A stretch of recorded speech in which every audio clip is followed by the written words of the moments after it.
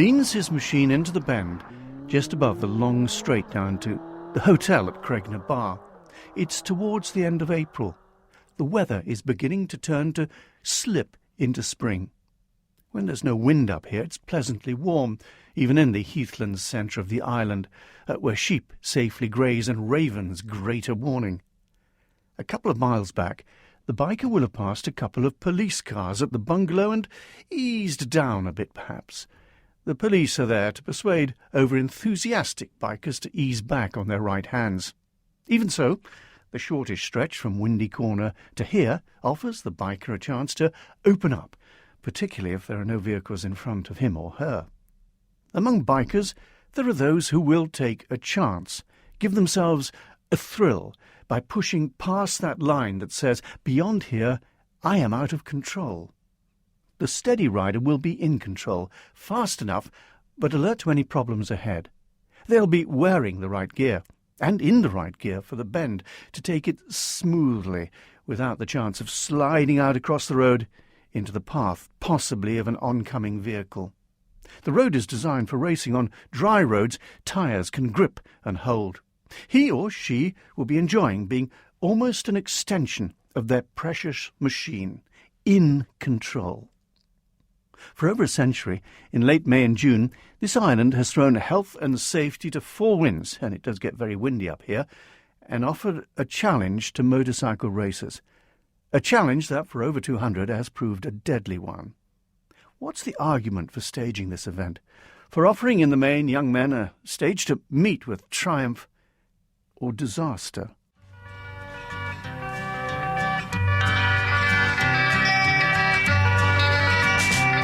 I'd rather go and journey where the diamond crescent's glowing and run across the valley beneath the sacred mountain and wander through the forest where the trees have leaves of prisms and break the light in colors that no one knows the names of. And the nature of the TT has changed. Once the fans offered the entertainment that made all this unique.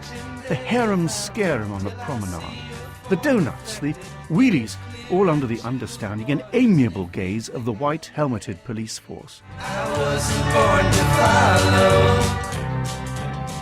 follow. But there has been, in the last 2 decades, a change, and it's to do with control. The government, more than ever, sees the event as a gold mine. Whether it is in economic terms or not remains a debate. They've striven to take control, to organise, to search out financial opportunities. But in doing so, has the character of the TT been drained away, with set-piece entertainments and no-go areas in terms of the racing, and indeed when racing is not taking place? Has the TT, whose exuberant nature was once truly a celebration of the motorcycle for fans, some of whom saw the actual racing as a distraction, has the TT, where once it was no limit, reached its limits? I'll show you how they ride it, TT. Now stand back a bit, don't get too close in case it goes off. Go in!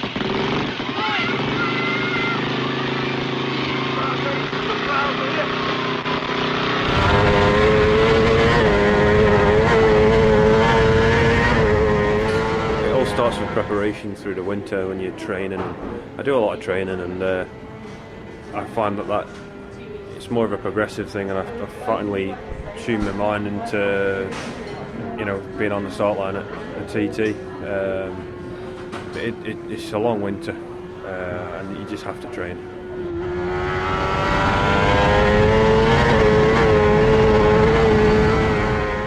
Ramsey's Connor Cummings, the first Manxman to go round at over 130 miles an hour. And before him, one George Formby, showing off the Shuttleworth snap in the film No Limit. This is one way racers get to know the course. This is a video of that superbike lap of Connor Cummings. For those who don't race, we can only wonder at how they keep the bikes between the hedges. I'll be finding out in a minute from one of those racers. We're approaching a remarkable milestone in TT history. The first event, not on the mountain circuit, was won at a total race average speed of 38.21 miles an hour. Now, and on the mountain circuit, and in last year's ideal conditions, the record speed over a lap has been pushed up and up and up to approaching 135.5 miles an hour. We're not far off 100 miles an hour quicker than that first race average. When the 100-mile-an-hour barrier was broken, there were perhaps those who wondered how much faster can people ride round this twisting 37 miles with its stone walls, its trees, its road furniture, etc., etc. The same was probably said at 110, 120, 130. So how does the human mentality cope with this extraordinary test of reactions? Connor Cummings. You can't think too much of, as I call it, the furniture, because it would just slow you down. It's a racetrack, and we are tasked with going around it as fast as we possibly can. So, as I say, you can't think too much about what's around you, and I'm always on the track. I'm thinking, right, can I get this bend a bit faster? Can I brake later? Can I accelerate harder? How's the bike feeling through here? And it's totally on feel, actually. That's probably the best way to describe it, is you approach each bend as it comes to you, and you attack it as best you possibly can. I sometimes subconsciously just sit there and just drift into a lap of the TT or a section of the course, which that's just built into me, really. But it's a handy thing to do as well, because you're always looking to go faster. And I've been watching onboard footage of my last year's TT onboard footage. Again, just trying to get some tenths back and trying to improve my lap time, which ultimately leads to a better result. Getting tenths back. I mean, you've got stone walls. Do you think I could go just a bit closer that stone wall and make it straighter? I don't think it's getting closer. I think it's probably braking, accelerating more efficiently, and just improving my line through a particular corner. It is so, because the lap's so long, it's not like a track race, a short circuit, where you can go ploughing into a corner, and if you outbrake yourself, you just run off the track and all's dandy. But you can't do it on a TT course. Are you conscious of the walls on either side? I mean, you're conscious of the boundaries, or is it just the road that you're thinking about? No, well, primarily you're looking at the road and looking through the corners, but you are totally aware of the surroundings and the furniture, which is, if you thought too much about it, you'd be daunted. Connor Cummings speaking to me in the coffee business he runs up in Ramsey. He had a famous spill, famous due to the web, it's been shown countless times, coming off the road on the mountain, and he took a time to recover. Racing at approaching 190 miles an hour on the road is, of course, hazardous, but the capacity of riders to take spills in their stride is quite remarkable. Last year, in an incident which naturally has had major repercussions, Steve Mercer, returning back down the circuit after an incident further on, met a course car. He is still recovering from those injuries, but on another occasion he described his thoughts when he came off his machine. I don't quite know what happened. I think I must have loaded the front bit too much, and then obviously I lost the front, and the next thing I know, I could see the air fence in front of me, and thank goodness the air fence was there. I mean, if the air fence wasn't there, I think it'd be a different story now. And I hit the air fence, went straight down the middle of the road, and I was looking face down at the white lines going down the middle of the road, thinking, okay, this isn't too bad. Like, hopefully I'm going to get away with this. And I sort of looked up, rolled over into the lay-by, and like I say, the next thing I know, within seconds there was a marshal on me, and he was dead calm, and he was just great. And then paramedic was there, and then the air ambulance was there, and then, like I say, before I knew it, I was in Nobles, and that's at the TT. It's amazing. We take it for granted almost. Like, you don't realise just what goes on behind the scenes, like, all year long when we're not here, and we're out there having fun. But behind the scenes, like, you guys are working so hard, and I really appreciate it. I really appreciate it. Steve Mercer. Connor Cummings, of course, had a big spill on the mountain. Does he still think about it? Does he still reflect on it? Only when the winter months are here and it's freezing and I'm a bit tight. But when you go past that section? Oh, no. No, I mean, I'm conscious of it, but I'm not. We're 9 years old now since the crash, so Yeah, it's history now, isn't it? You know, in the same vein as focusing on the roadside sort of furniture on the track. If you focus too much on it, you're going to be slow. And that's my approach to dealing with my incident. I've dealt with it. And I don't think about it too much. I focus on racing my bike as fast as I possibly can and enjoying myself. When a bike goes past, I mean, there's lots of times where sectors before, wherever you're marshalling, somebody might have reported control that a bike might be smoking, something's hanging off it or whatever. And they pass that information, control pass it on to the next sectors to observe that bike. And then there is black flag points at certain parts of the course where we can pull them in to check them. But it's only down to the keen eyes of the marshals that notice these things, because it could save their lives, and stop them crashing.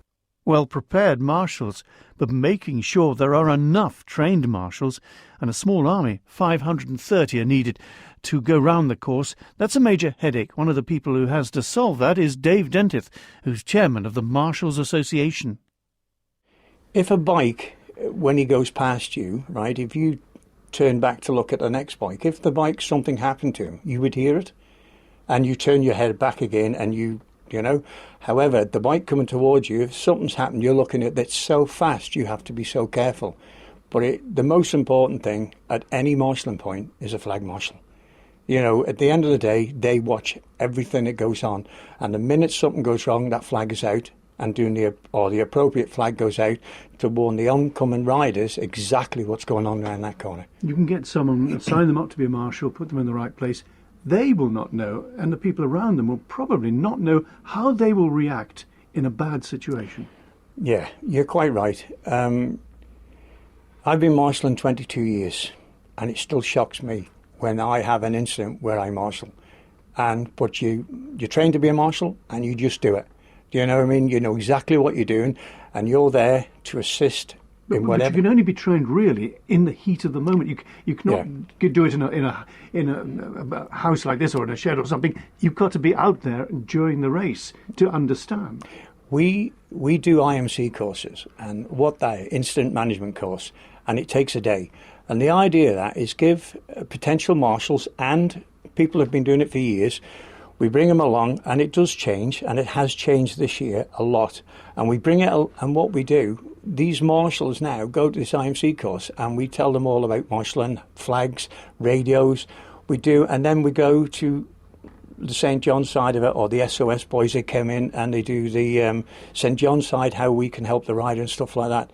But nothing prepares you for when you're on that track, because when it happens, you have to think about the training you've had and listen to the people that's with you, and they will take you through it.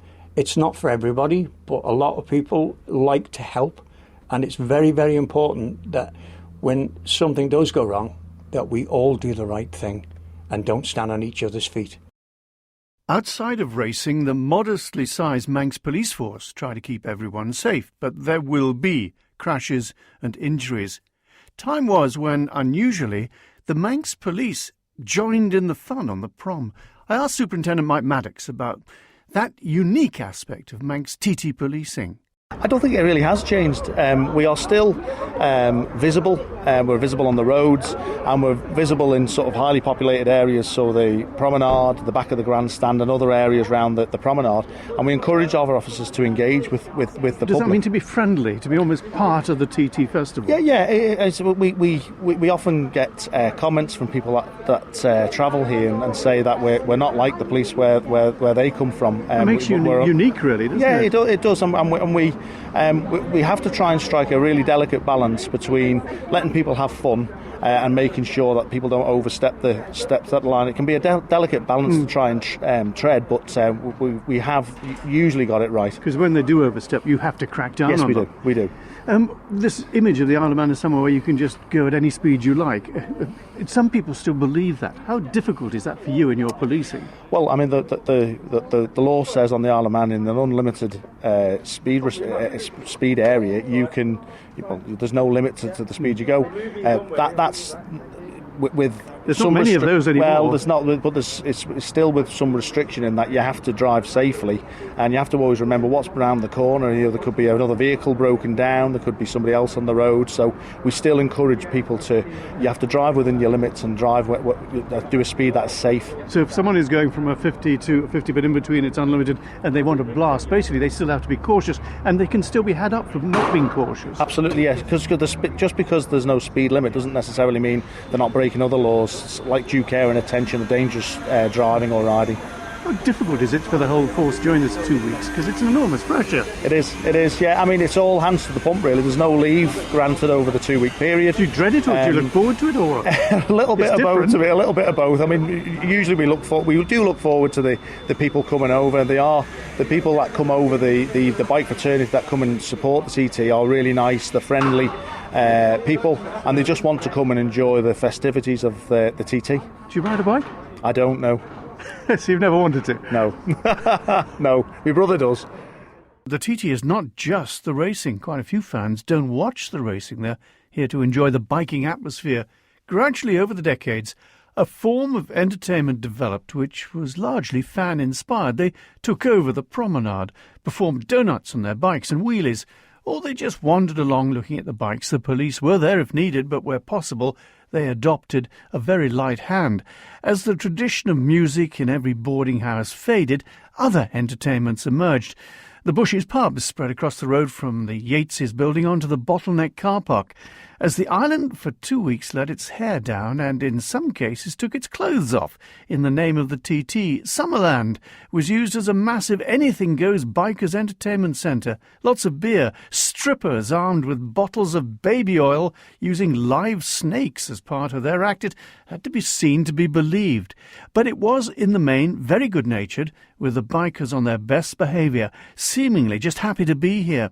For 2 weeks in a year, the outwardly staid island rocked. Then the bottom line started being examined. How much was the TT worth to the island? The idea was that the Manx coined it in the 2 weeks. That had been assumed, but was it in fact the case? The government started becoming more closely involved. Set-piece entertainments were organised, with rock acts brought over, accommodation organised with homestay, rows of pods appeared by the grandstand. Major names in motor racing, four wheels and two, were brought over to gasp at the spectacle, and in the face of off-island criticism at the dangers and human cost, to give their seal of approval. It was pointed out that no one forced the riders to set off down Bray Hill. Walking the Cairngorms in winter claims lives. But came the riposte. The Scottish Government doesn't build grandstands on either side of the Cairngorm Plateau to enable people to watch. But where is the TT now as an event? Somewhere along the way, by necessity as well as choice, it's a modern world, to survive. Has it mislaid its unique aspects? Is change necessary if we are to keep the TT? Spectator areas are now carefully monitored. Where once hundreds sat on the banks with their legs dangling over, there are now spectator-prohibited signs. The world's greatest free show has now less areas where the fans can safely gaze. The racing is very dangerous, though it will be pointed out that there are thousands of miles of racing in practice covered without incident. But the Mille Miglia and the Targa Florio were consigned to the reference books. Is that the ultimate fate of this extraordinary occasion? Without it, the island would be a small, modestly populated finance sector in the Irish Sea. With it, and globally, it is the home of the TT. It's made an ordinary island extraordinary. So what are the government plans for the TT? Enterprise Minister is Lawrence Skelly. Attempts in the last few years to bring in a company from across the water ended in something approaching a farce, getting someone else to organise the TT. So what is the government's vision for the TT now? Well, the TT is, as you just rightly pointed out, is part of our history, part of our heritage, part of our DNA, I'd say. And the planning of it, and I don't think anyone recognises this, it takes all year to actually deliver this particular event. Clearly, it's a huge economic benefit, which is why it has always stayed in from the promotional perspective in our department. But what we're looking for is a safe TT as well, of course. And when we have a successful TT, it is a benefit. People do enjoy it, and it was some phenomenal racing there last year, and it was a wonderful weather, and we just hope we get the same this year. You say it's a great economic benefit. Is it, though? I mean, it's been assumed to be an economic benefit, but there is a question mark about whether, in fact, it produces as much useful cash for the island as is assumed. And there's been a very thorough economic assessment of that, and the question is asked, what would happen if you didn't have the TT? And it's not just the TT; it's all the follow on from that. You've got the festival, the motorcycling, got a huge amount of motorsport. You're actually having car launches on the island and other activities. So it's much wider, and I think this economic impact assessment has been very helpful, very beneficial to get down to actually the balance sheet, if you like, which is what you're just saying. And for those people who enjoy TT, and there's many of them here on the island, and of course we have all the visitors who come here to enjoy it as well. Can I just say overall, the TT developed from the fans. The fans created their own entertainment. Down the promenade, it was famous for the wheelies and the donuts and that sort of thing. The government's become a lot more involved. Is there a sense of over-control that the government is making the TT into something like happens across and taking away that special USP the TT possessed? Well, I think what you're highlighting there is probably the uniqueness of the TT. There's nothing like it, as we know, because we live and breathe it there. But 37%. But it's less so now. Well, when you say less so, what in terms of we don't have the entertainment? entertainment on the promenade, where the fans really did their own entertainment. There's more set pieces being presented by the government. It's spread around the island, I would suggest. We just heard just the other day Ramsey doing their own Sprint Fest, and their music fest, and that's wonderful because there are a lot of people that stay in Ramsey in the north of the island. They don't have to come into Douglas for that entertainment, as you put out. We see it in the south. We have bands on the beach at Port Erin, and and you're seeing this spread around. Peel do their own thing too, which is great. It's wonderful because the Isle of Man benefit gets spread, and you have simple things like TTTs in church grounds and so forth. So that's where the benefit is spread across the Should the island. government step back rather than seeing it as a money-making operation? Say to the fans, get on with it. The organisations get on with it. Is there too much control come from the government? For instance, the ticketing, etc., that's been taken over from a local firm, etc. Now it's gone to another firm, and there are complaints that it's not run quite so well because the local firm knew exactly what fans wanted. When we enter into these procurements, we have to do this fair, we have to do it open and transparent, and there is an element there that actually says with regards to the local spend, and this is part of procurement law, that it can be up to 10% more than an off-island interest. But there are technological advancements, there's all sorts of enhancements, and I think that's the other element that we have to consider with TT. How do we promote this message much wider and using the enhancements? Will the government continue wanting more control, if I can put it that way, over the TT and what happens? Well, I don't think it's a control. What we're trying to do is actually enhance the event, the experience and the opportunity. But is it enhancing it? Well, we just talked about the entertainment, and I would suggest that, compared to a number of years ago, yes, that is enhanced, and you've got hosts of all kinds of different events, and now you've got these other events which are almost focused, and some of the travel companies are looking at, the ones that the people who come to the TT partners don't like the racing, but you know what, there's plenty to do. Even last year, TT week, I managed to take a walk on a beach in the north of the island and didn't see a soul. That's the Isle of Man. You've got so much to offer just for the race fans and non-race fans. You have a dream audience, haven't you? They love the TT. I've never met anyone who come over who didn't have everything to say about the TT, say it was wonderful. It's a dream audience. You can't go wrong. Well, you can, in as much that there's other events, there's other activities, and how do you appeal? We know the TT hardened fans will always be attracted to the arm, but we know that there is opportunities much broader. I guess the run-of-the-mill sports fan. The bucket list. Well, what would you like to do? What would you like to see?